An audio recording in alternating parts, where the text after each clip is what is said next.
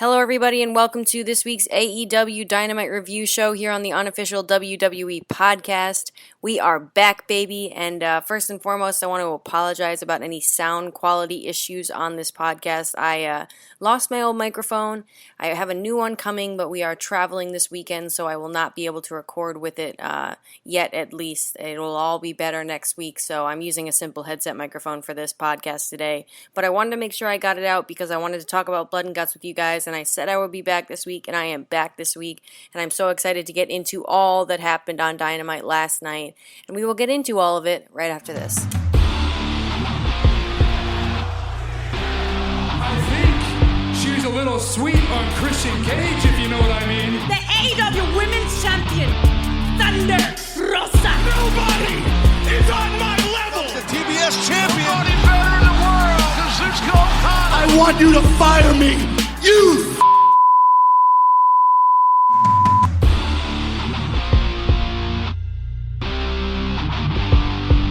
Alright, everybody, like I said, we are back at it and talking about AEW Blood and Guts. First and foremost, guys, it's good to be back. If you are not subscribed already, we are on Patreon for 99 cents a month or $1, one of the two, I don't know. We are also on Apple Podcasts. You can subscribe on there to get all of these shows ad-free. Totally worth it. So much content, so much awesome content, so make sure you do that if you have not already. But without further ado, we're just going to jump right into it because we had Orange Cassidy versus Ethan Page to kick off Dynamite this week, and some new music for Orange Cassidy. Really awesome that Tony Khan will put the money out to get these rights fees and all that stuff, so I like it. I did really like Orange Cassidy's old theme, however, this was good as well, so... And then we had Dan Lambert coming out with Ethan Page, and I don't know about you guys, but Dan Lambert has a lot of go-away heat for me. He doesn't really do it for me. Some people say he's one of the greatest heel talkers. I don't really see it. People put him on a Paul Heyman level, and it's just not there for me, but whatever. People seem to like him or hate him or like hating him, so it works. But I thought this match was a really good pairing. Tony Khan has a way of doing that. Ethan Page, great facial expressions. He's got great eyes, just a great look to him. And you know, I've talked about it here on this podcast before, way back when now, but I've talked about it on this podcast before. I think Ethan Page is destined for great things if they just give him the proper push and he gets a little bit more of a character to him. I think he could be destined for really good things, at least a singles title in AEW. But like I said, this was a great pairing because he had some great facial expressions. And anybody with some great, easy facial expressions like Will Ospreay, for example, perfect relevant example, is a great opponent for Orange Cassidy. And before we talk about the rest of the match, guys, I mean, first of all, the crowd was hot, super hot for this match, super hot for Orange Cassidy, and you can understand why, considering the incredible match he had with Will Ospreay on Forbidden Door, which as a whole was an awesome pay-per-view. I'm sure we'll get into it as we go down the card about Dynamite last night. But yeah, I mean, that match with Will Ospreay was probably my favorite match of the night. I don't know about you guys, but I think the reversals, just the high-flying action, Will Ospreay as a whole is just an incredible talent. I think AEW should try to get more of him on television. I would support it. I know a lot of other people would be all about it. So yeah, I mean, Orange Cassidy was hot. The crowd was hot for this match. And there was an awesome ego edge counter where Orange Cassidy's trying to put the hands in the pocket. Pop me for sure. And then the match ended with 2 orange punches and a spit of orange juice into Dan Lambert's face, and then we got the power slam that Orange Cassidy had been teasing throughout the match. And yeah, we got a win for Orange Cassidy and a good opening match. I enjoyed this. So, speaking of things I enjoyed, up next we had Christian Cage in the Christian Cage segment before the Luchasaurus squash match. But yes, Christian Cage came out. He had a great line about wishing Jungle Boy's whole family was dead, so that they didn't have to see Christian just dismantle him in front of his mom and his daughter, not his daughter, in front of his mom and his sister and all that. And he said, I wish all of his family was dead except for his mom. Did the little call me thing. I'm loving Christian Cage as a heel again. He plays such a good kid. He just does, and he does a really good job at it. So, and then turning Luchasaurus against Jungle Boy was the surprise of the night. Luchasaurus coming out. We had a feeling, obviously, after what occurred last week. on Dynamite with Luchasaurus and Christian, but I guess I wasn't expecting it so quickly. However, I loved it. Luchasaurus' new music was great. This was a brutal squash match against Serpentico, and no complaints all around here. So backstage again, we had TNT champion TNT champion Scorpio Sky talking to Wardlow. They have some no physicality rule. And Wardlow was really great here. Wardlow's been really great all around, and I'm sure we'll talk about MJF soon enough as well, but Wardlow said he's done talking, he wants to take the title, and we are getting a street fight next week, so there's going to be shenanigans there. I'm a little bit worried. I really just want Wardlow to win the TNT title already. I think now is the time to pull the trigger. I think we're done with Scorpio Sky as a TNT champion. I think it was an experiment. I don't think it really worked. That's just my opinion. I don't know how other people necessarily feel about the whole Scorpio Sky push, but I think it's a pretty what's the word I'm looking for? A lot of people are agreeing that this whole title run for Scorpio Sky just kind of hasn't been it, and really I want that TNT title to be as big of a deal as it was when Miro was holding it and when Darby Allin was holding it as well, so hopefully Wardlow can bring prestige back to the title. That's not what I mean, but, we did talk about Sammy Guevara having an orgasm with Tay Conti on the title. So there's all that. All right, next up we had the Acclaimed versus Dan Hausen. And what do you know? FTR. I would have never put this pairing together. But you know what? It worked. I absolutely love this group between the Acclaimed and the Gun Club. Specifically Anthony Bowens and his incredible energy. I think he just brings a new... He just brings a lot of energy to the group, and I love the new little gimmick they have. And then I think this match was just really more fun than anything else. Not much to analyze here. Mostly just beating up Danhausen until we got a hot tag to FTR.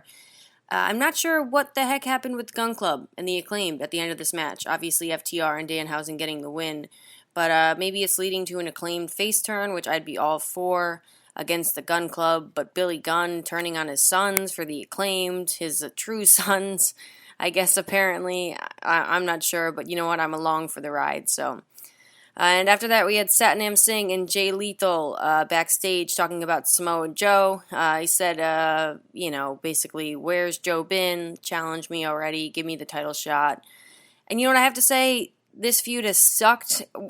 It's like every single week we have a segment on this, and then when is it going to happen already? And I really don't think it's a good look for Joe to not be around.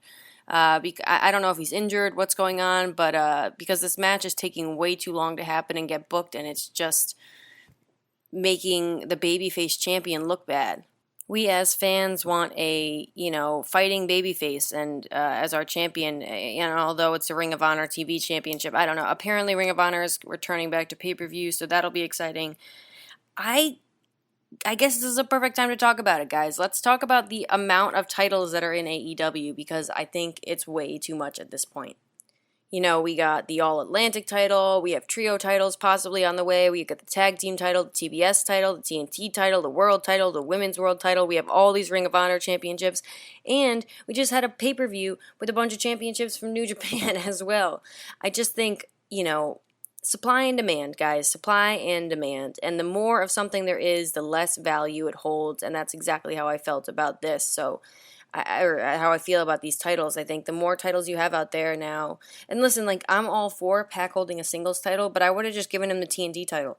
What has Scorpio Sky been doing with it anyways? And I know Wardlow is kind of the next big thing for that slot, but this is the point of having a bloated roster. You have so many stars, and you're trying to build new stars, but you already have stars like CM Punk and Bryan Danielson, and Pac is a star too, in my opinion. You got Miro, you got all these guys that you want to push, but then you've got new building stars like I was about to say the Young Bucks, oh my god, no, Jungle Boy, you've got, apparently we're pushing Luchasaurus a bit, or at least he's a heater, you've got Daniel Garcia, you've got Wheeler Yuta, and then you've got guys like Keith Lee and Swerve Strickland, who are kind of getting lost in the shuffle of the whole thing, Ricky Starks, Powerhouse Hobbs, two other young guys you want to push. Just a big bloated roster and not too many titles. For 2 hours of television and then 1 hour of Rampage, I just think it's too much going on. And so this Ring of Honor whole thing needs to get going. We need to get a Ring of Honor TV show going on, a weekly television show. Maybe they just put it on YouTube if they can't get a TV rights fee for the whole thing. And I don't know. I just think we need to remove some of the titles on AEW television.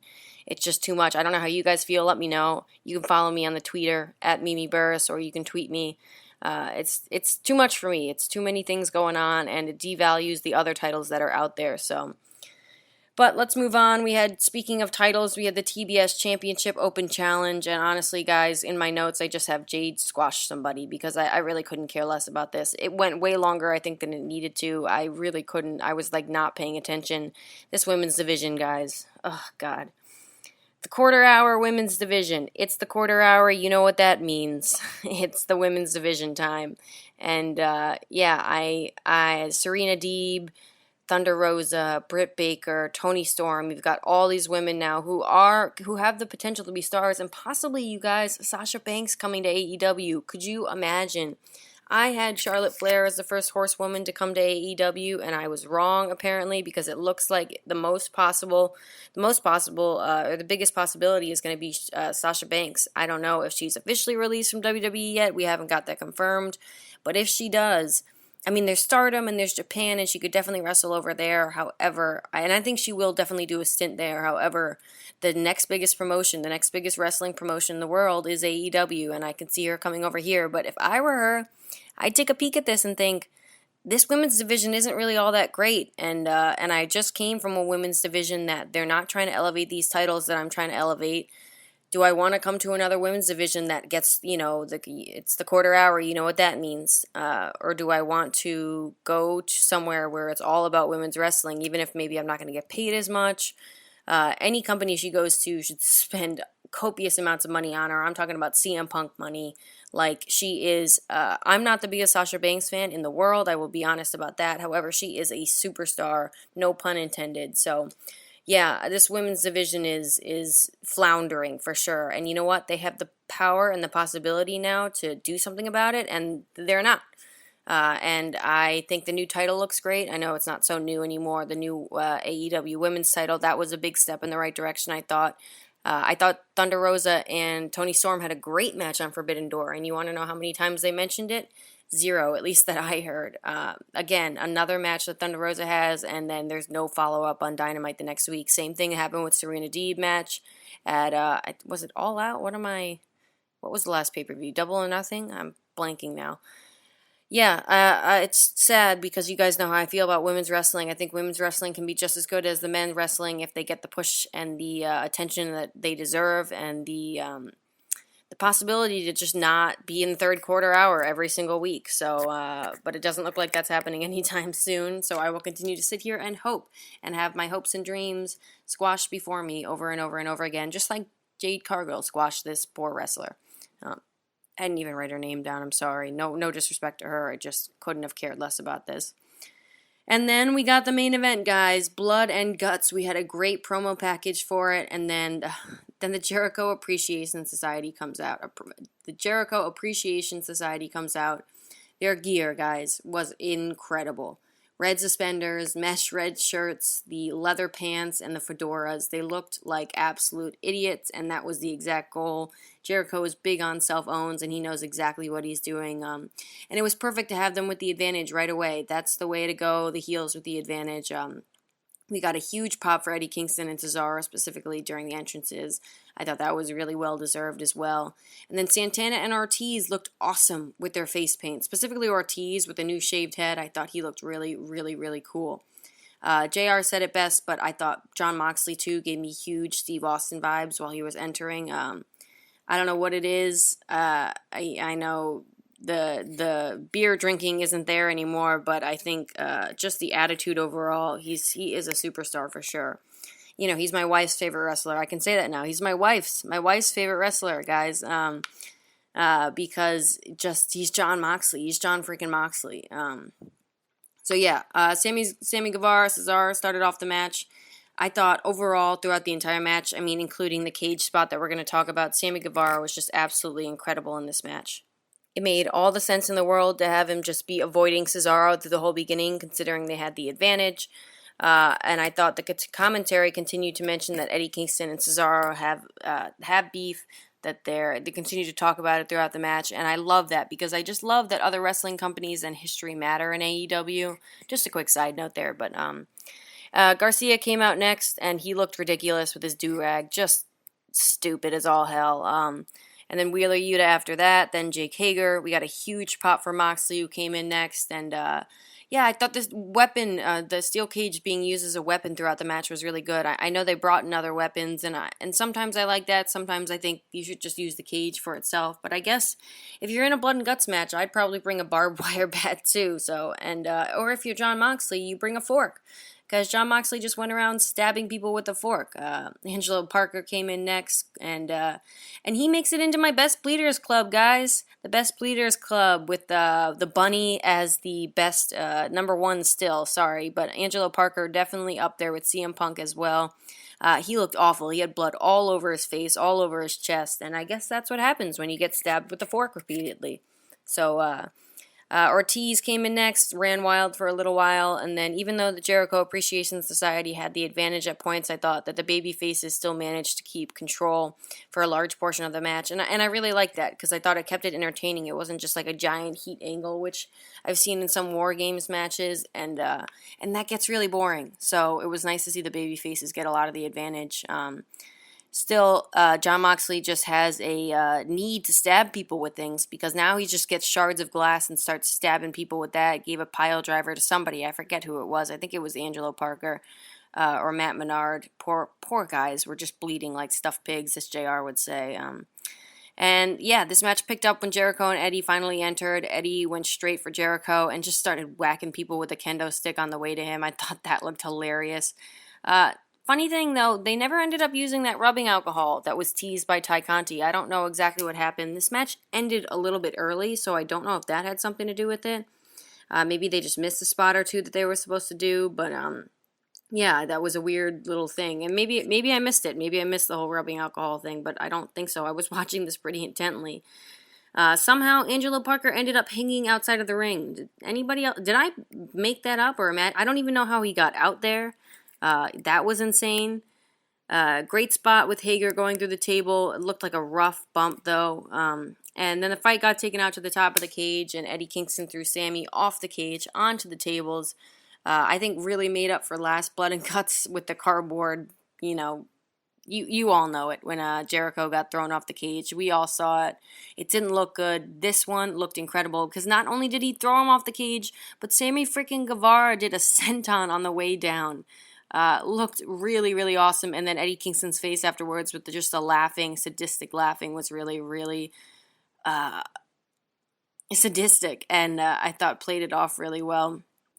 And then the match ends with Cesaro tapping out Matt Menard and Eddie Kingston getting mad because he wanted to tap Jericho out, I guess.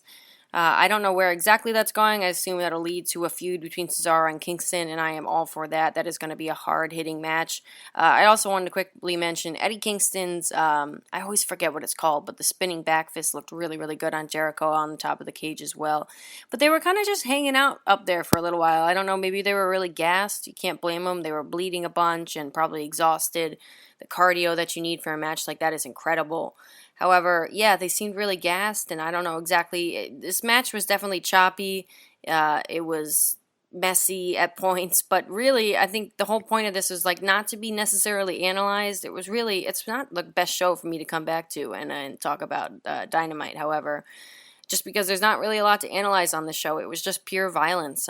It kind of reminded me of a death match, where it kind of makes little sense, but it's just utter violence for violence sake, and it adds to the AEW buffet, which is just a whole bunch of different stuff that you can get your hands on when you watch AEW. But lastly, I want to say that I love the commentary throughout this match. I thought especially Regal did a good job, and I thought the commercial breaks throughout the match did a really good job as well. I thought they really helped the match move along, especially while people were still entering the match.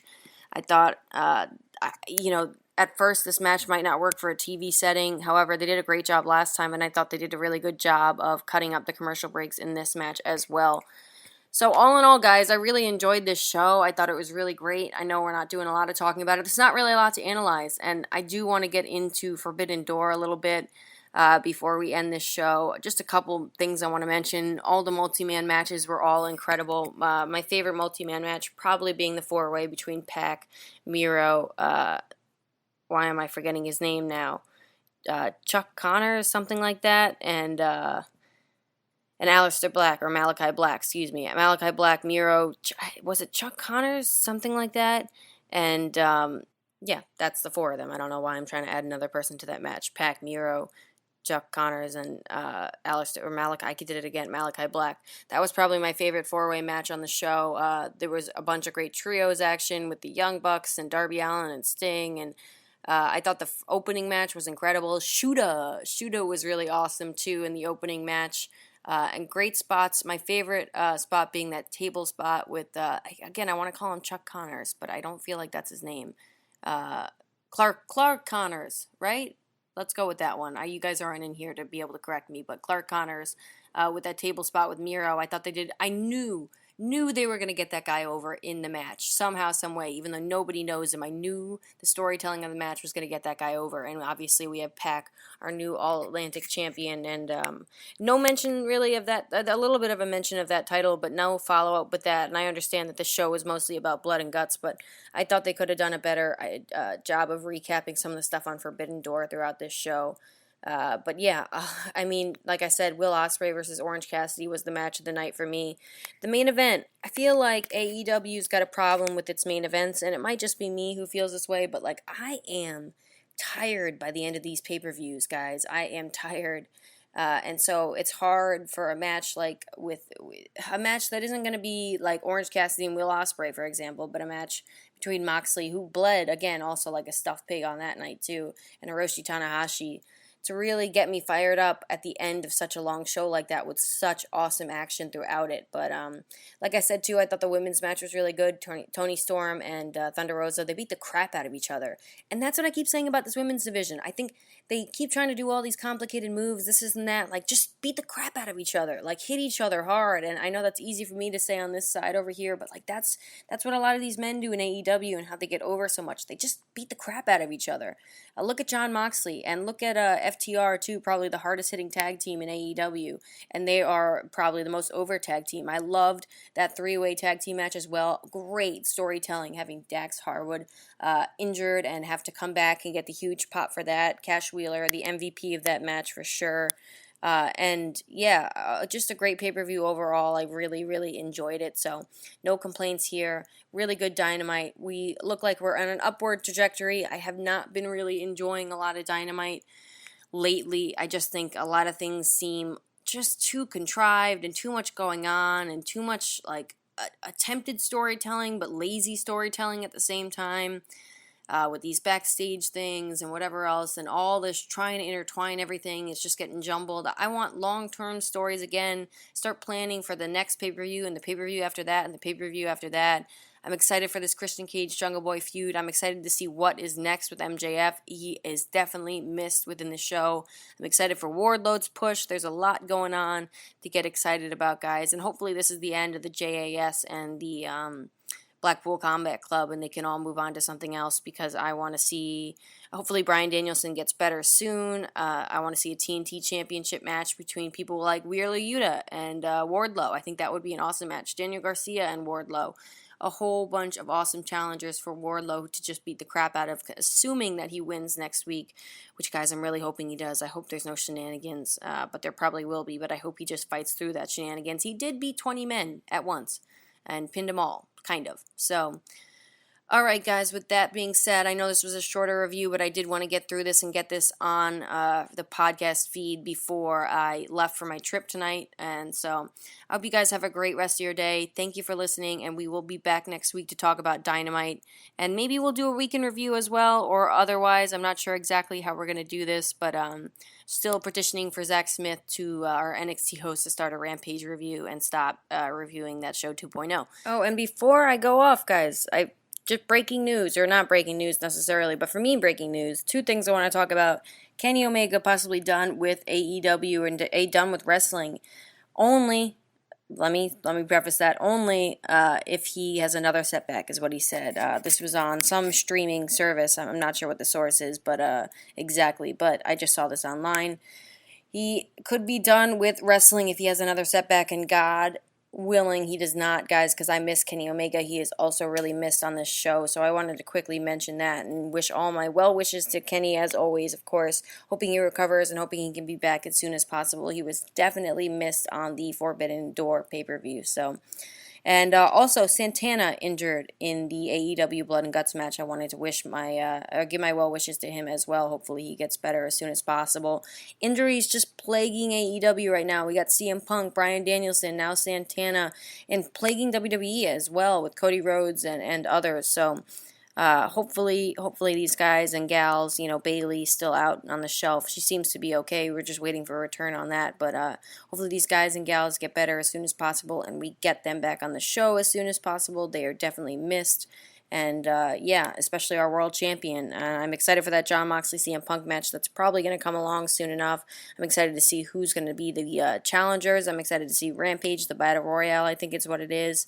A lot of exciting stuff going on, like I said before. So, all right, with all that being said, I did want to quickly mention that stuff. And now, without further ado, I will talk to you guys next time. Thanks for listening to the WWE Podcast. Don't forget to subscribe on your favorite podcast app so you don't miss a show, or head to WWEpodcast.com. And for all of these shows ad-free, head over to patreon.com/WWE Podcast. Until then, we'll see you next time.